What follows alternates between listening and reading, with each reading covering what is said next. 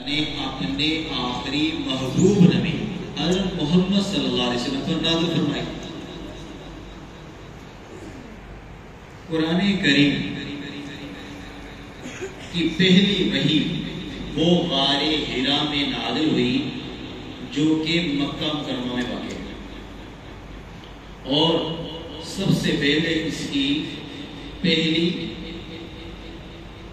5 آیات نازل ہوئی۔ سورۃ العلق،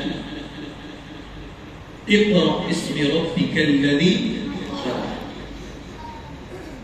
اور نبی کریم صلی اللہ علیہ وسلم کے پاس جو فرشتہ قرآن کریم کو لے کر آتا تھا، اس فرشتے کا نام ہے حضرت جبریل علیہ السلام۔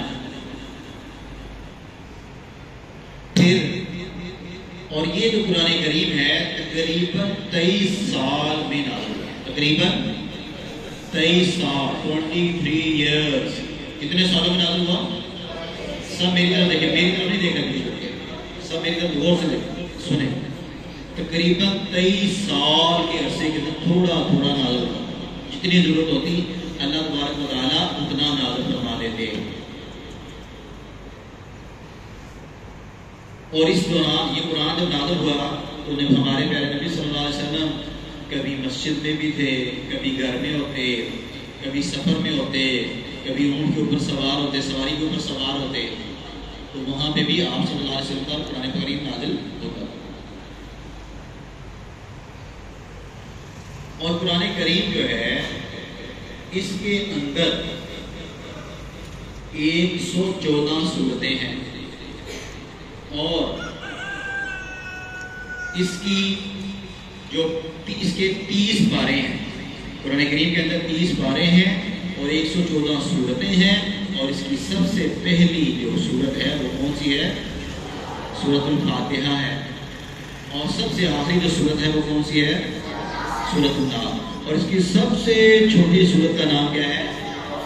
سورۃ الکوثر۔ اس کی سب سے بڑی سورت کا نام کیا ہے؟ سورۃ البقرہ، سورۃ البقرہ۔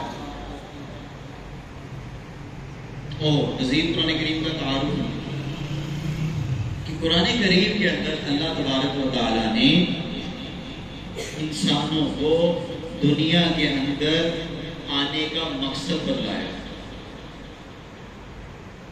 قرآن کریم کے اندر اللہ تعالیٰ نے انسانوں کو دنیا کے اندر جو مسائل پیش آنے تھے اس کا حل قرآن پاک میں ذکر کیا ہے۔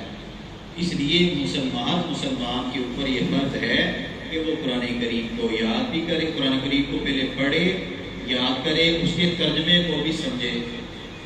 تو یہ قرآن کریم کا ایک مختصر تعارف ہے۔